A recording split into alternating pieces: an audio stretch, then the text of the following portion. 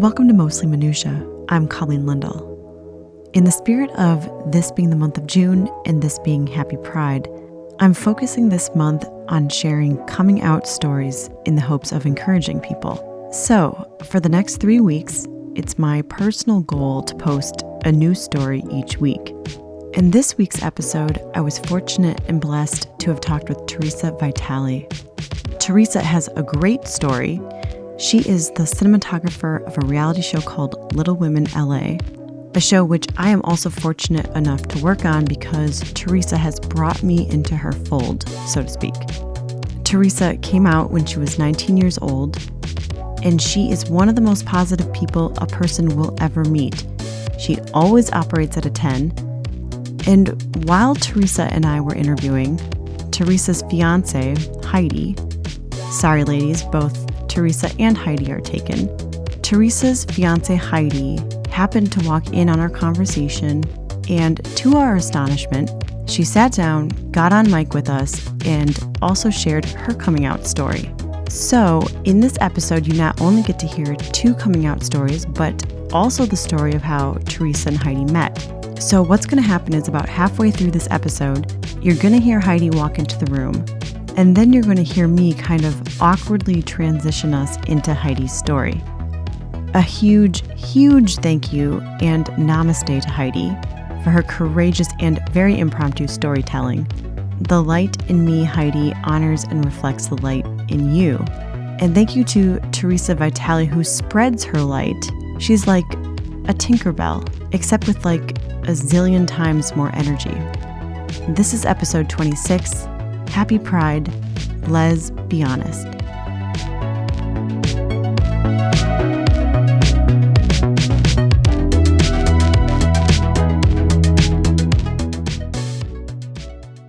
Okay, is it cool if I just start recording? Yeah. Okay. Are we gonna do warm-ups? Na na na na na na na la. I'm just gonna follow you.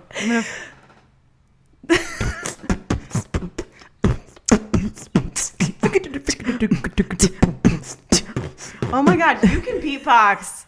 That's really good. It's Pride Month. Everyone calls it Happy Pride, right? Yeah. There's whole never month. such thing as sad pride. No. But people don't say like, oh, it's the month of Pride. They say Happy Pride. Happy Pride. Yeah. Yeah. So let's start with you saying your name. Okay. And what you do for a living. My name is Aaaaand Vitale. Everybody calls me T. And I'm a director of photography for reality television shows. It's basically just a fancy name for that I get to run around with a camera and tell people what to do. But I work on Little Women LA. How did you learn how to do what you're currently doing? Like, did you have mentors or? I had 3 very different mentors in my life. And I was very lucky because very early on in college, I knew what I wanted to do. I knew that I wanted to do television of some sort of capacity. So I was 20 years old and I knew exactly what I wanted to do. So I started interning at MTV in New York City. And I loved it. I loved every second of it. I loved being on camera-ish, and then I loved doing camera. And then I loved even doing the office work and even helping with extras and stuff. So I just loved everything to do with television. That's so cool. What were you interning on? I interned for MTV in the news and docs department, ironically enough. Like High School Stories and Teen Mom and a bunch of their like true documentary shows that they had just started. I had one camera mentor who has since passed. And I like to think nowadays she's watching over me super happy. Super happy, super proud of me. She was a female, and she was one of the only female operators. Her name is Kat Cummings, and people know her. She's kind of a legend in the biz. And she fought for me, and she said, that girl right there, Theresa, she's going to be somebody someday, and I want her to be my camera assistant. And they said, well, you're going to have to vouch for her because we don't know her, and we don't know how good she is. And she says, she's mine, I got this. And so she got me promoted to be a camera assistant, and I was her assistant for a couple years. And I went through the Cat boot camp, and it served me right, and here we are. So what's a Cat boot camp? Cat was a hard-ass bitch. She did not play, and she was the job. I mean, she opened up the trunk of her car, and she had every little trinket for everything you could possibly need to be on set. And she she honed her craft. Everybody knew her. She just was the job. I mean, all day, every day, she just would talk cameras. She would talk blocking. She would talk angles. She would talk exposure, gear.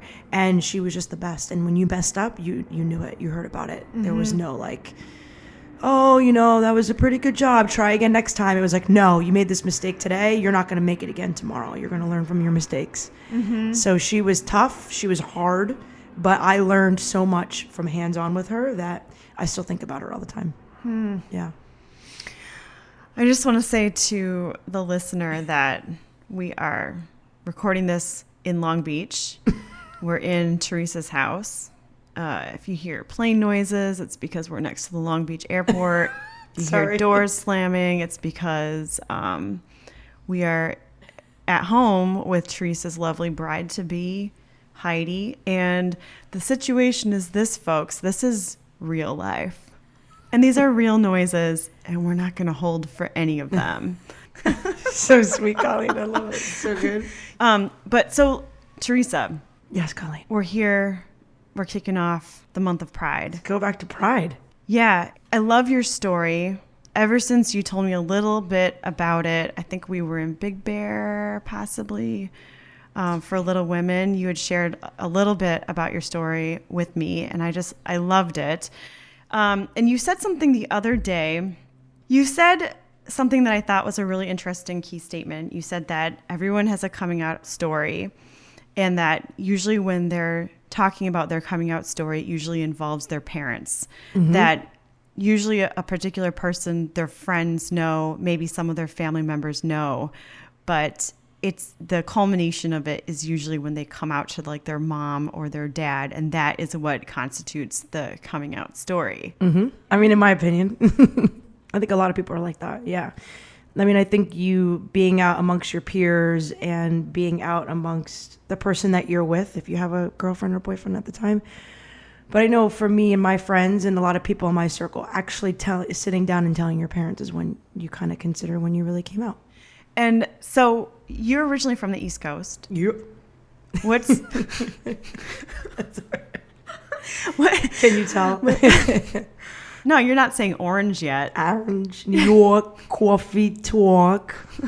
That's how your mom talks, though, right? Yeah, straight up. I'll probably slip into her accent when I tell the story. Good. Yeah, tell us your story. So where are you from exactly? It's a good question. I mean, we got around a lot on the East Coast because everything's a little bit tighter and more close proximity than in California. Moved a lot? We moved a lot as kids. So I was born in the good old state of Connecticut in a little town called Wallingford, Connecticut.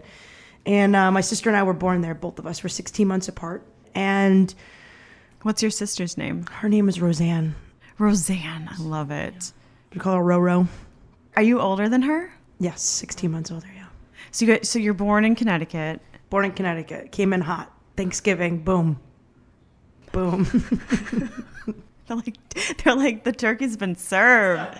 When I was like, whatever you do, don't go into labor tonight. And my mom went into labor Thanksgiving night. So my mom calls me a turkey, and my sister's born an April Fool, so she's a fool.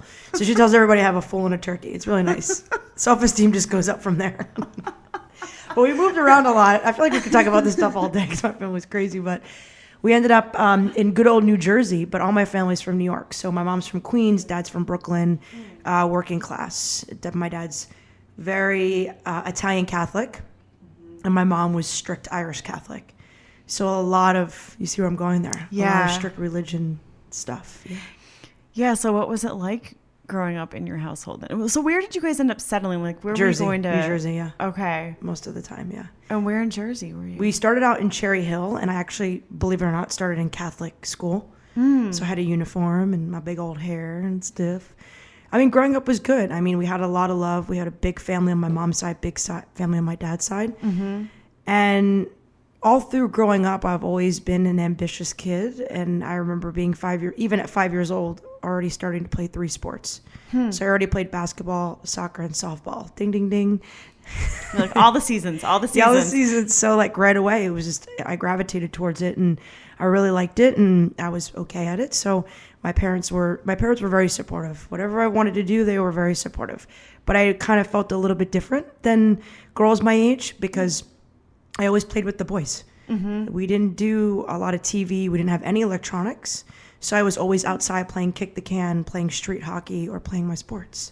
So that was how childhood was. What was your sister like? Was she playing all those sports too? No, she was annoying.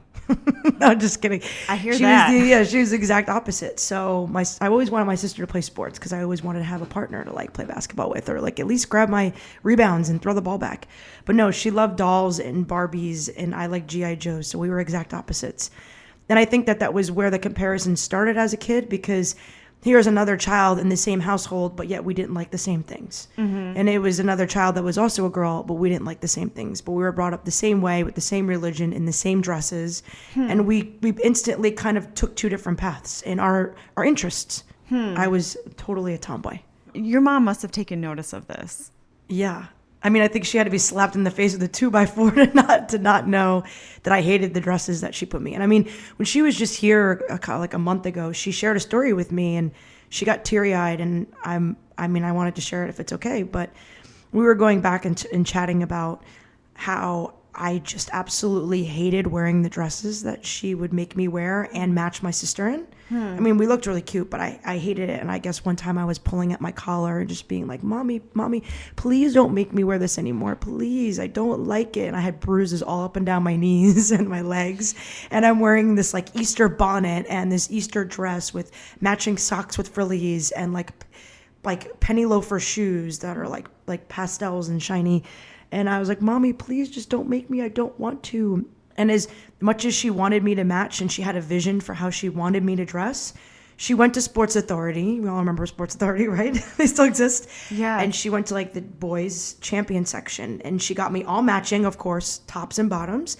But she got me 5, 6, 7 pairs of mesh shorts and T-shirts, and she just laid them on my bed. And when I came home from school that day, she never told me this story, so it was like really touching. I came home from school, and I guess I went straight to my bedroom, and I found the shorts and T-shirts. And I was like, Mommy, I love them. Thank you so much. Aww. And she was like, the joy in your face. She's like, I couldn't have done it any other way. And I didn't want you to not be happy. She's like, I just wanted you to be happy. And as a mother, you just want your child happy. She's like, so I stopped making you wear the dresses, and I allowed you to wear the shorts and the T-shirts, and you were instantly happy.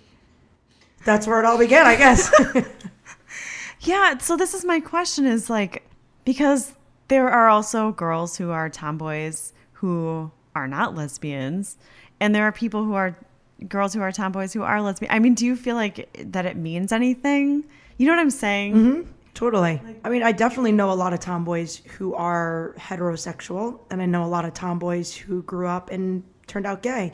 I think it's just whatever you prefer. And for me, that's just a huge part of, I think, becoming comfortable with myself. And that's was part of my journey with my family as to, what they, I think, had envisioned for me. I mean, my ring finger was slammed in a doctor's door when I was 3 years old, and I almost lost my finger, and my mom completely was beside herself because that was my ring finger, and all she wanted to do was to see me get married to a man, and their chances of that might have been ruined by my finger getting slammed in the door.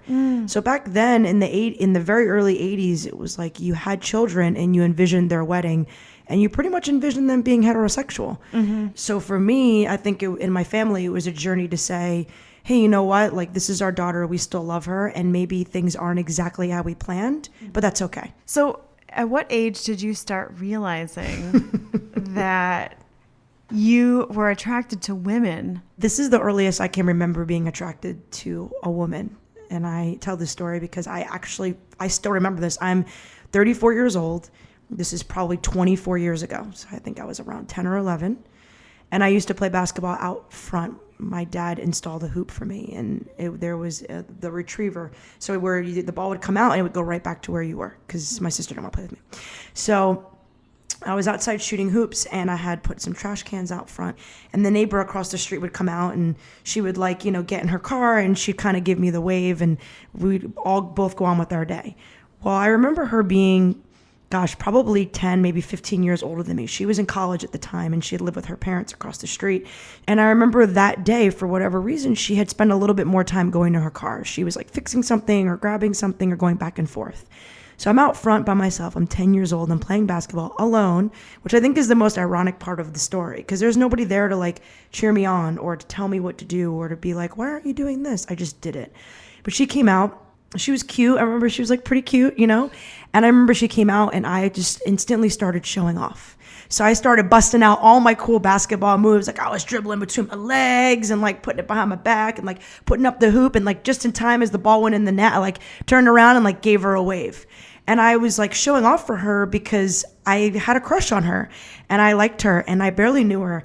But I knew somewhere in me that I liked her and I knew she was a girl and it was okay.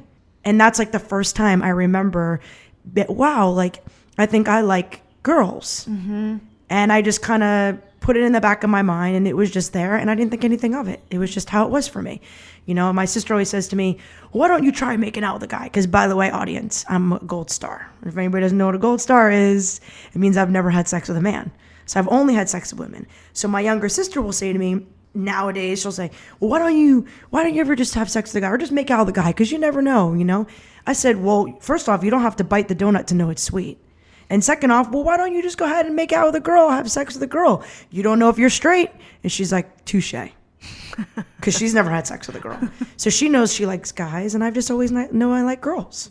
T, I love that you were showing off for her. Oh, yeah. I think that's so sweet. You're like, I'm dunking this basket. I'm dunking this ball for you, girl. I don't even think she noticed. So, I mean, I don't know. I guess I always felt like that.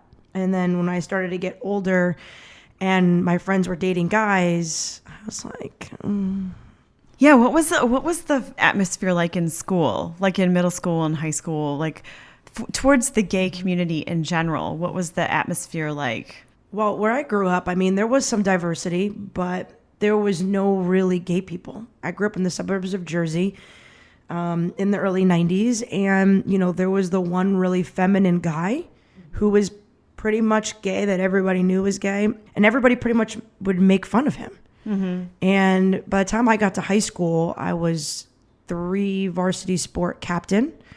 And so there wasn't really a way for me to be a role model, be the captain, play for all 3 varsity sports, and be gay. I'm going to blow your mind too. And then I was homecoming queen. Yeah. So like there was no way that I could be a lesbian and be homecoming queen marching down with the captain of the football team. Like I needed to be straight. Even in high school, I had a couple of guys that were kind of like cover-ups that liked me, and I would call them my boyfriend, and we would kiss sometimes, but that was pretty much it. I didn't really want to be with them. I just kind of wanted to be a good role model and be the captain of my sports and be the homecoming queen and kind of just fit in. I didn't want to be an outcast, and that's just kind of what happened. I was popular. You couldn't really be popular and be gay. It just didn't work like that. Are you still in touch with people from your class? I am. I'm not in touch with probably as many people from my high school past as some people, because in high school I wasn't out. I lost a couple of really good best friends over being gay. I ended up coming out to one of my best guy friends, and we never spoke again after that. And that was really hard. And then I felt more like myself in college because I was actually out and I could actually be myself and be quote unquote popular and also be gay. So I talked to more people from college than I do from high school. So you came out when? During your freshman year? During freshman year of college. How did you make that choice? Well, I decided to go to college far away. 5 hours was far enough because it was close enough to still be able to see my parents, but far enough where I could be me and never really look back. So it was part of my freedom. I went to the University of Massachusetts. It was very liberal, which was very suiting. And I basically was like, I'm at UMass, I'm gay, which was great because that's how I started. People didn't know me another way. They didn't know like Theresa Vitale and the sisters and the family and the friends. They just knew me. Hi, shake your hand. Nice to meet you. So it was like a 180 for me because I went to college and I was out and then nobody else was out. So people started coming out after me, which was weird, and telling me that I was a role model for them to come out. And it wasn't until I had my first girlfriend in college, we had both like decided to come out to our parents. And so I decided, you know what, like I'm going to be me. I'm proud of who I am. I'm going to come out, but I'm going to tell my sister first because she'll be the buffer. So I told my sister, had a huge breakdown, and I had anticipated my sister telling me, oh, mom totally knows. Like, she knows you're gay. You're good. Wait, you had a breakdown with your sister? Yes. So it sounds traumatic or dramatic. It's so dramatic, like East Coast dramatic. We're both like crying and stuff. Yeah. Was this over like drinks or like where were you? We were like driving home from New York. We went on a trip, her and I was driving us back. And I had all these envisions of like over dinner and like, you know, or having a drink and like hugging and embracing. And I totally chickened out. So I started running out of time and I was driving us back and we had to stop for gas. And I was like, you need to woman up and tell your sister now because the car ride's over and there's no more time left. Like, you've burnt the whole weekend. You've burnt every mile. You need to tell your sister. So I came out and I told my sister and I was a blubbering mess. And what was your sister's response? Oh my God, it's okay, bro. It's okay. We call each other bro because it's funny, but she's like, it's okay. It's all right. And I'm like, well, mom knows, right? Like, that's cool. And she's like, no, mom has no idea. How long after that till you talked to your mom about it? Not very long, probably within the next couple months. Okay. Yeah. And now what was your thinking around this? Like, how were you planning on, because you had planned with your sister, you were going to do this over dinner and that didn't happen, but. Oh yeah, same thing with my mom. God, I'm going to have it over dinner and it's going to candlelight and the wind's going to be blowing perfectly and like everybody's going to be in a good mood. And I totally chickened out. And I burned every single minute of the weekend again. And I had no time before I needed to leave, get back in the car and go back to UMass, go back to college. My car was packed. The car was running. It was like every last second was burned. And right before I left, I sat my mom down and I was like, I would like to share something with you. And she was like, what? And she says that she remembers that my bottom lip started to quiver, which I know is probably true. And I just told my mom, I was like, I think that I'm gay.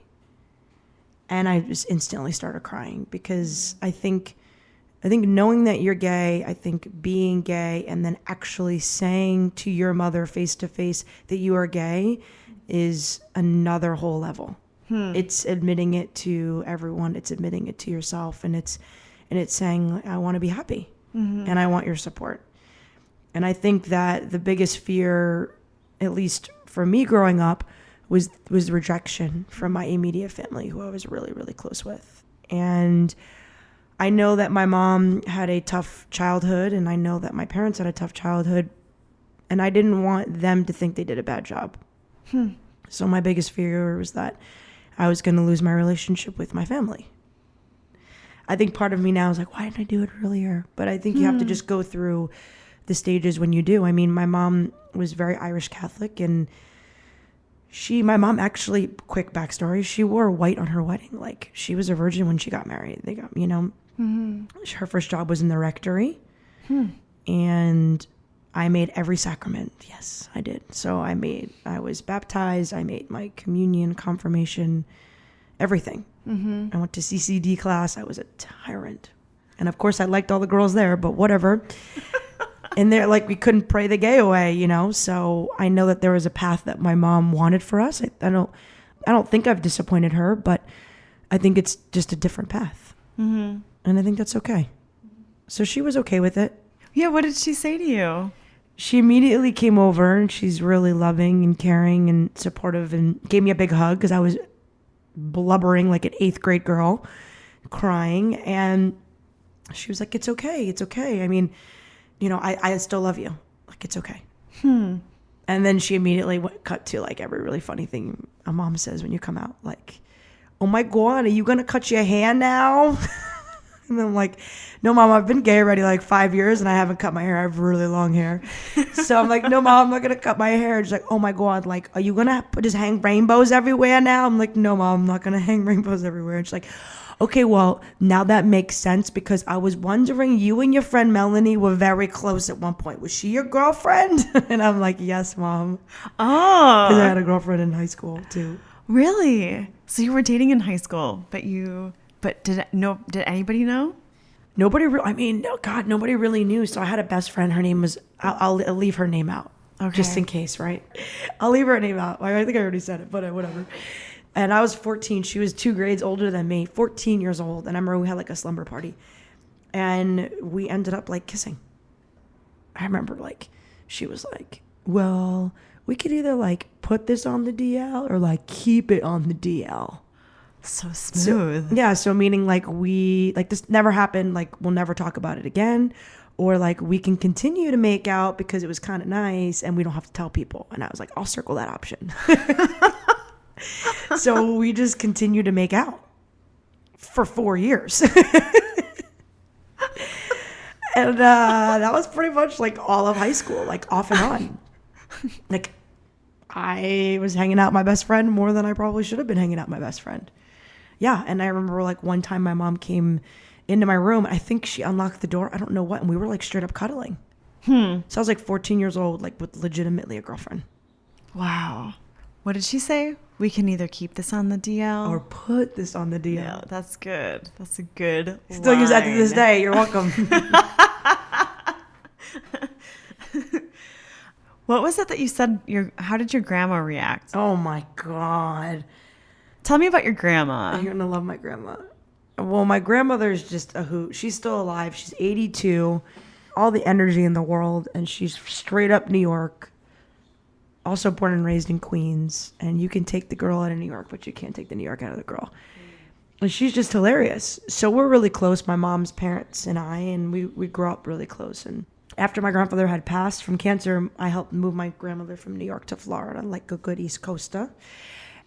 And God, we got in the car and it was like 5 a.m. It's still dark. We're passing JFK. If anybody doesn't know about that, it's like the beginning of the trip. If anybody could survive that drive with an 80-year-old woman, I think is a saint. But if you start that trip off with a coming out story, I think I'm definitely going to heaven. Because we didn't even leave the state of New York yet. And my grandmother already sat me down and was like, I always knew you were a lesbian. I always knew you were a lesbian. Your grandfather, he didn't think so, but I always knew you were a lesbian. And she just kept saying like a lesbian like 85 times before like 6 a.m. And I'm like, hey, Nan, can we cool it on the word lesbian before 9 a.m. together? I'm a little uncomfortable. And you've said it like 8 times. So she just went on to say, like, I just always knew you were different. And I just always knew like it was okay. And like, I don't care. I love all my grandkids the same. My grandmother's also very religious. And she's like, I don't care. Just be happy. So your mom didn't say anything to her. She let you say something to her. Yeah, and I think that's kind of like the way coming out works, right? Is like you have to let people, like you can't out another gay person, right? It's like kind of like bro code. It's like lesbian code. I like to call it lesbo code. So if I've got a friend and I know she's not out, like in solidarity, you don't out them. Do you like the word lesbian or gay? I don't mind them. What do you... I mean, I think Heidi and I just got in this conversation the other night about like what's appropriate and what's not. Yeah, just straight up gay or lesbian. And we were even talking like the other night about the D word and if it's appropriate to say the D word. But I'm like, it's kind of like the derogatory. You can't really say that. Yeah, I haven't been hearing that word for a while. The D word. Yeah. Yeah. That hasn't been reclaimed, and you know how people to queer. Yeah. And I do know some lesbians that have taken back the word dyke and do use it. But it's kind of like the N-word. Like my friends will be black and they'll use the N-word and that's just kind of more acceptable for them. And then I have lesbian friends who use the D-word and that's just acceptable for them. In our house though, we try not to use that because we have a little one running around and he's only 5 and we don't want him learning the wrong terminology for the wrong thing. So we don't use the D-word in our house. Yeah, tell me about Heidi and how you met Heidi. So Heidi's my fiance and we've been together for 3 years. Heidi's amazing. Heidi is a surgical tech and she kind of runs the operating room, as we call the OR. And I actually met her on a reality TV show. Oh my gosh, I love this. Yeah. And so if anybody doesn't know this, but you're not supposed to fraternize with casts. So just in case anybody is listening to this, we hooked up well after the show wrapped. No wink, no nudge, nudge. It's truth. So anyway, I was working on a television show. It's called Botched, and it was a first season show, and it was a long show. I had moved back to California from New York and looking for a fresh start, and I went into the OR, and there was this amazingly, stunningly beautiful woman named Heidi who I was instantly attracted to. She has a confidence and a way about her, especially at work, that was very attractive. And instantly, I guess, from what she tells me, she was attracted to me too. And we exchanged numbers and we had a couple of mutual friends and things of that nature. And then we ended up working together for 6 months. But she would always let me get away with a lot more stuff than other people. There she is. Babe, you got to come here. Come on at the beginning of the story. Okay. Because this would be would be a funny time because she could just chime in on when we met and she could give like right on the same story right here where we are. So, okay, let's do this. So, Heidi. Yes. It's great that you just came in the middle of this conversation. So she was just explaining that you're a surgical tech. Yes. And that you also happen to be working on Botched. Yes. Where were you in your life? Like, what was happening in your life when you first met Theresa? I was in an interesting period of my life. I was kind of in this transitional period of, I was in a relationship. I was married, but I was completely, in my mind, done, over it, checked out. I knew that in my heart. And so the timing of it all is very kind of interesting. I, weirdly enough, wrote myself a letter, what I wanted out of my own life and what I wanted out of love and a relationship, all of these things. And I just folded it up and I put it away.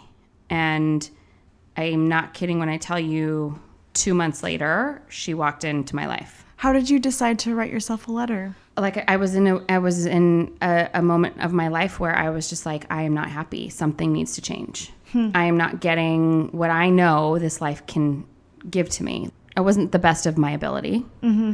I had a gorgeous son who was 2 years old at the time. So that was really hard too. Like knowing that I wasn't the mom that I could be either. And then I've always kind of been a cynical person and I don't like that. So yeah, we had a break in our day, went up to LA, and my boss was like, come with, because we're going to meet all these people that we're all going to be working with for the next 6 months or whatever it was. And we're all having lunch together. And lo and behold, I see these gorgeous blue eyes. And I was like, oh, I'm screwed. And I knew instantaneously. Like, I'm not even joking when I tell you it was that. So wait, is that love at first sight? Yeah, I think so. And like I said, I'm a cynical person, and that was, no, I needed to know everything about this person, where she came from, who her family was. I've never been like that in my life. Usually I'm like, I could care less. So tell me more about being cynical. God, that sounds really bad. Because I think it takes a lot to be able to recognize that in yourself and to also be able to say, I am this way and I don't exactly like it. I don't want to be like this, but it comes from somewhere. Absolutely. Yeah. No, I think women might be a little cynical, pessimistic, where our go-to emotion is kind of this, oh, poor me, or this like anger. And for a while, I mean, I surrounded myself with people like that. I even come from people like that. And I noticed that I will be like that sometimes. And I remember like there was a carefreeness about me before, but I'm like so rigid with things and you just start to spin and you become, kind of negative and pessimistic, and nothing good's going to happen to me. Like, this is my life. Like, this is it. When you say you were carefree before, was that when you were growing up? Or I think carefree moments, but I mean, I've always had to grow up very quickly. I took care of people around me, and so it was always everybody else, not me. My sister's 10 years younger than me. Self-care is very important. And when you don't do it and then you start to do it, people go, whoa, wait a second. You are so selfish. And can I ask what it was in the marriage that you were just like, this is so not fulfilling? Well, I think it was just the relationship. I mean, regardless of whatever people are in the marriage, it's a partnership, right? Like, you have to feel supported. You have to feel loved. So many factors play into it, especially, and then you bring a kid into the world and it's like, okay, now it's team time times a million. And so you can live your own lives, still be married, still have your own lives, but then you have a child. Well, how you can't live separate lives and raise a child. Was this person, regardless of who it was, the person for me? Absolutely not. I don't even think, God forbid that I never met her, but it wouldn't have, it would have not been with this person, I'm not saying that I didn't care about this person, because I did, obviously. Yeah. But it just wasn't the person for me. So there was also a couple, there was a couple different things going on. One being I wasn't happy, one that I was gay, and I never figured that out my whole entire life. You know what I mean? So yeah.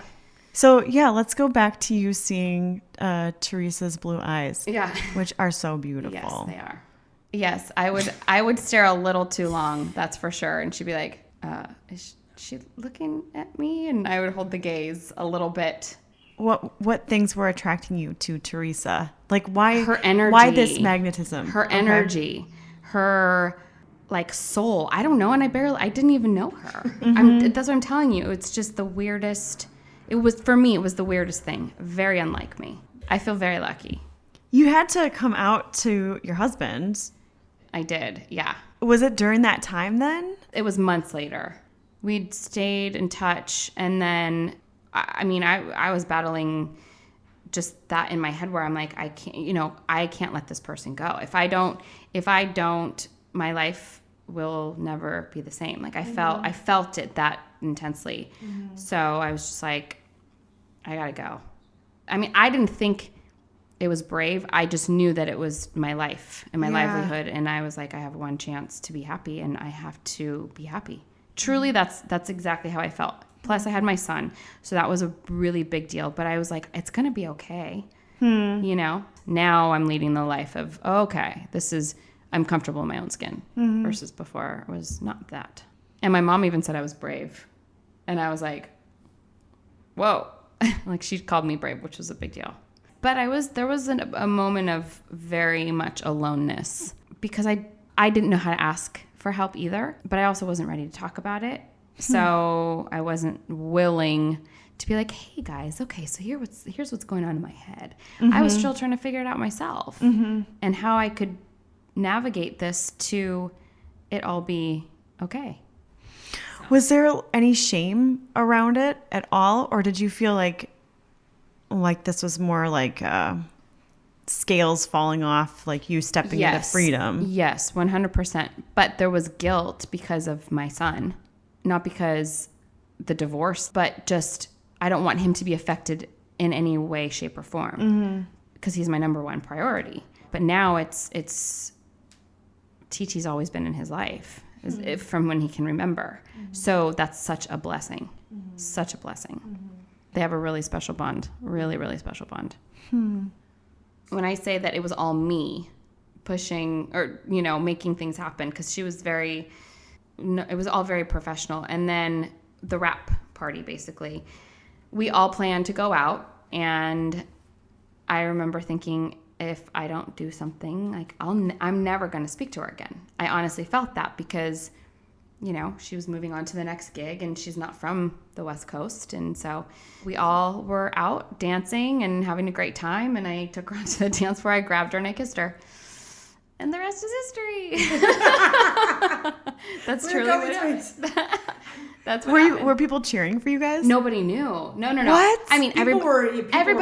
Everybody knew. Yes, they absolutely were. But nobody knew what was happening right then and there. But people knew that I had like the biggest crush on her. Oh yeah. So I was just like, come with me. And so I snuck her onto the very crowded dance floor, and I grabbed her face and I kissed her. People must have known that you had a crush on Heidi. So all my crew members, I was like, I would gush over her. I'm like, she's so cute. And then she's always in scrubs for work.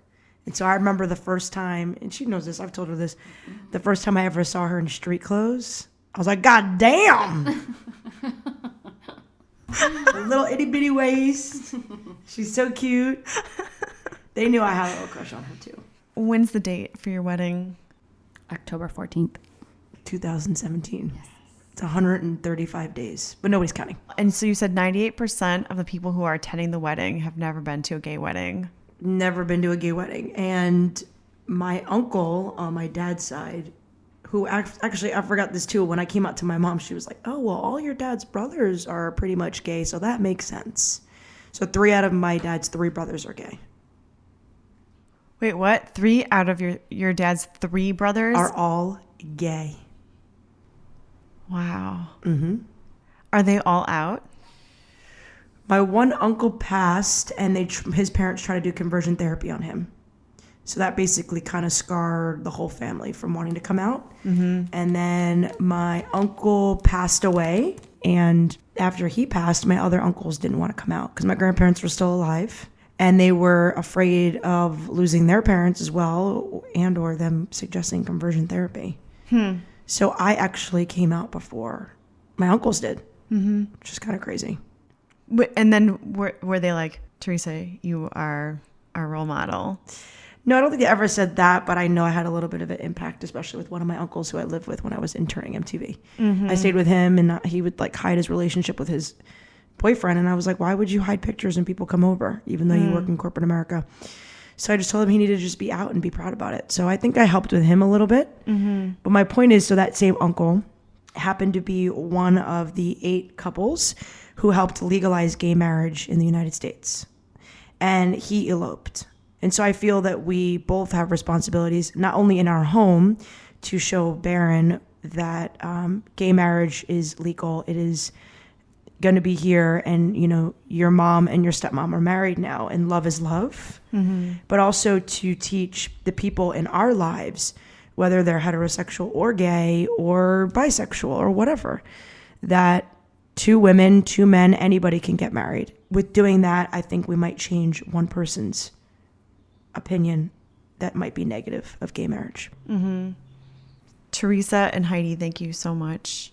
Are there any encouraging words or stepping stones, things you'd like to share with somebody who might be going through the same motions that you've gone through? I think just like I said, you have to be happy. You have one go around at this life. And it's kind of crazy, but women at like ages of 36, 37 in heterosexual relationships, this happens often, which is wild to me. I was like, holy cow. So whether or not, everyone has their own story and all that, but I feel like just do what your heart says, because you can literally miss an opportunity in a second, and your life could not change for the better. Mine did change for the better. It was really, really hard in the process, and there's still hard times for sure. But in the end, I know I am where I'm supposed to be, and that is with my family, which is my soon-to-be wife and my son. And it's going to be okay. Eventually, it's going to be okay. If anyone's ever questioning a life in which they don't think that they're supposed to be in. So, thank you for saying that. thank you. That was very good. Thank you. Okay. You're You're so well spoken. I'm just so intimidated. I'm just following up with this girl. Went off the beatbox again. And we're taking another break, another This microphone. lesbian intermission. Yeah. Send in the lesbos. Where's the rainbows? Unicorns? Cue them. Oh, quick question. You went to the first parade that you went to, the first Pride parade. That was with your uncle. He introduced me to somebody and said he was trying to tell him that I played rugby. Yeah, I played rugby. Cue the puns. And he was like, this is my lesbian, niece, Theresa. And it was like the biggest foot and mouth ever. We still talk about it to this day. He didn't even do it on purpose. It just completely by accident. And we were at Pride. This is my lesbian. Yeah, we were like at Pride at like his boyfriend's synagogue tent. Like it was just like too much. Too much. All of that sounds so funny. It's his boyfriend so uncomfortable. Like tent. So my best friend was with me at the time then, and she will never ever let me live that down. Amy, she'll never let me live that down. Okay, what was the question? Do you have any advice? Yeah, do you have any encouraging words, or I was calling them stepping stones, like, some tips for people? I think number one is just always be yourself. Everyone these days is trying to conform to the new hot items. So whether it's the new clothes, the new shoes, the new sport, or, the new show. I think you just have to be you, and you have to be authentic, and just know that it's okay to be you. And I think there's it's a recipe, as I like to call it. I think if I had to give any advice to help anybody else out, especially kids or younger children being gay and being young, because I think that's was my biggest growth was during that time, is to be yourself, to find some sort of a safe network, a safe zone, a safe net. So for me, I was able to find comfort in a coach. Then I was able to find comfort in an older mentor. And so you have to find those safe people. So go with your gut on who's safe and who's not, and always trust your gut. Go to those people who are safe, whether they are coaches, mentors, people that you admire, look up to. My advice would be somebody older and more mature if you're younger and you're in high school, and talk to them and be honest about who you are and what you need and what you're looking for. And if they're half decent people, they'll be there for you for the rest of your life. I still talk to my mentor that I came out to in high school. She's one of the first people I came out to. So just know that a combination of being yourself, being confident in yourself, knowing it's going to work out, and having some sort of a safe zone, it's all going to work out. It's going to work out. Just follow your heart, follow your gut. It'll never steer you wrong. Is that good? Yeah, that was really good.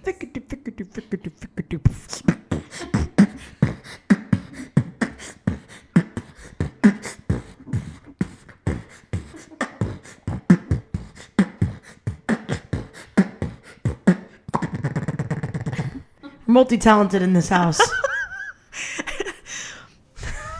See, this is a question that just was coming into my mind. I don't know if it's really important to ask it. I can probably take it out. But I was wondering if there are any like stereotypes with lesbians that you would like to see removed from the spectrum of stereotypes.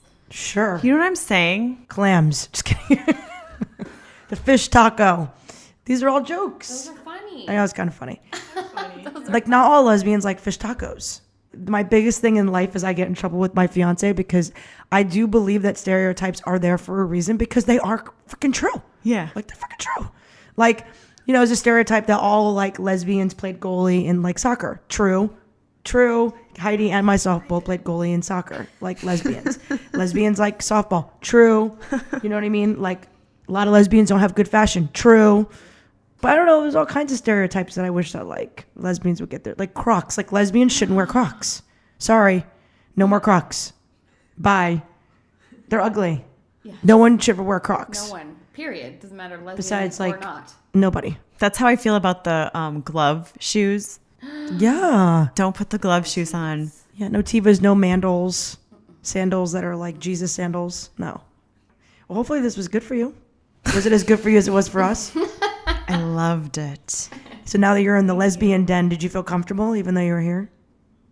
Hell We yeah. gotta flip the script and ask you What questions. do you mean? You can ask me some questions.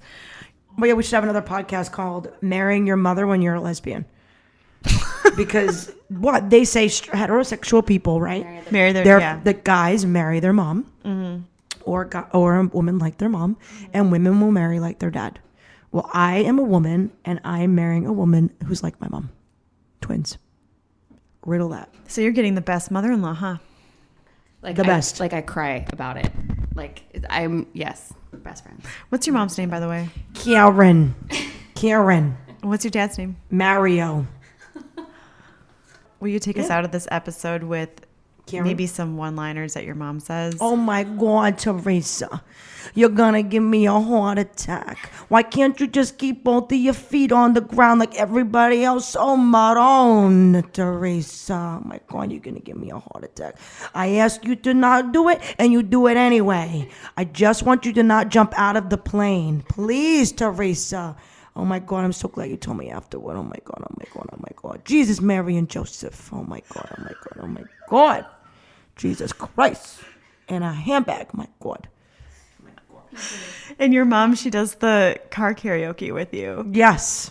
So you got to check out my car karaoke. It's not anywhere near as cool as your podcast. But how can people we gotta follow get you in you? it. We got to get you in it. Next, after this, you're going to get in my car and we're going to do car karaoke. Okay. Yep. How can people follow you if they want to follow you on Catch me on my handle, my Instagram handle. Yeah. Theresa Vitale, Theresa Vitale 21. 21. What? There's Boom. other ones? 21 was always my number growing up. #lesbian life. You have the same number. Always, it means something. So I was number 21 for everything. if you have to pick one song, you're driving in your car, you might be feeling a little down, even though your down is like an 8, everyone else's is a 2. What song do you put on? Come on. Wait. Don't what? overthink it. You're driving in your car. Stevie Wonder. What song? It's just any song by Stevie Wonder. I love Stevie Wonder so much. Everywhere I go, he's playing too. Yes. He's my man. I love him. That's why we're bonded. We met Stevie Wonder. But listen, the very first song I ever sang was I Just Called to Say I Love You. Ever. He is my hero, and I'm obsessed with him. We're gonna cut this interview, and we're gonna go do karaoke. Okay, let's cut this. Okay, do it. You feel good? I feel good. After pressing stop on the recording of this episode, Heidi, Theresa, and I rose from the kitchen table only to realize we had been talking for 2.5 hours. And they were late in getting somewhere. Alas, car karaoke pending. Although for the record, that did not stop me from having my own Stevie Wonder car karaoke driving home. Thank you to Theresa and Heidi for boldly sharing their stories, and congratulations to the both of them on their upcoming wedding. And a huge congratulations to Theresa's sister Roseanne, who as of today, June 7th, 2017, gave birth to a baby girl, Anastasia. The music featured in this episode by the artist Home. Playing underneath this is a track called Climbing Out, off the album Falling Into Place. You can find more music by Home, including this track, on bandcamp.com, or in the link in this show's description, which you can find wherever you're currently listening to this episode. You can also see pictures of Theresa with her sister Roseanne, her mother Karen, and her lovely bride Heidi on my site, ColleenLindell.com. Or you can catch Theresa on her Instagram handle, as she suggested, at Theresa Vitale 21. That's TheresaVitale 21. About 6 months ago, a friend asked me about merchandise for this show, saying they wanted a tote bag. And then a few months later, another friend asked me about merchandise, saying they wanted a hoodie. So, an FYI, merch of this sort is in the works, and I will make sure to keep you abreast of the situation. Thank you so much for listening, and please remember, it's the minutia in your life that makes your life interesting. This episode of Mostly Minutia was recorded on location in Long Beach, California.